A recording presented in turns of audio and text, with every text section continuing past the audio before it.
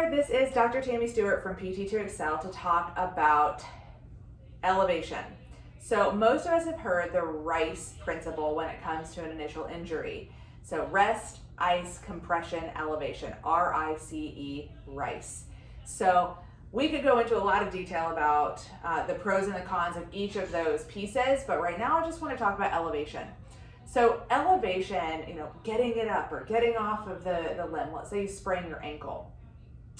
It's not just sitting in a recliner with, your foot up like this, because swelling is fluid. Fluid is going to go wherever down is. Gravity works. So if your foot's up like this and I've got a sprained ankle, the swelling's going to stay right here. It has nowhere else to go. There's nowhere for it to flow down towards. So when we elevate, we talk about the ankle should be higher than the knee should be higher than the hip to create this downward slope so fluid flows back to the body so your body can cycle through it and you essentially pee it out.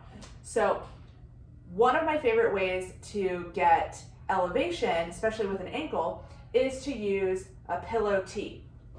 So I've got two pillows here. One pillow goes down, sideways, the other goes lengthwise over it to form kind of a T shape. And then you put the limb right on top.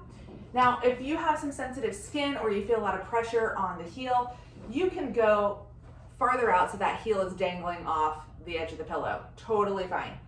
But notice now my ankle is higher than my knee and my knee is higher than my hip.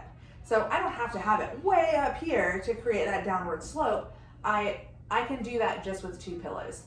And if I'm lying down or sitting up, it does not matter. So oftentimes you hear, oh, you've got to elevate it above the heart. The heart is just an easy reference. It has nothing to do with how well your body gets rid of swelling. You just want to get it back to the body. So sitting up like this totally counts for elevating. Also lying down totally counts for elevating. The important part is that if this is a lower extremity injury, we want the ankle higher than the knee and the knee higher than the hip. Whether it's a hip injury, knee injury, or foot and ankle injury, because let's say it's a knee injury and I'm only worried about my knee above my hip. Well, my knee spans this whole area, and so some of that fluid will go this way and some will go this way. And I don't want swelling to be trapped in my foot. It has nowhere else to go. So foot and ankle above the knee above the hip. Let that swelling flow back to the hip so your body can get rid of it.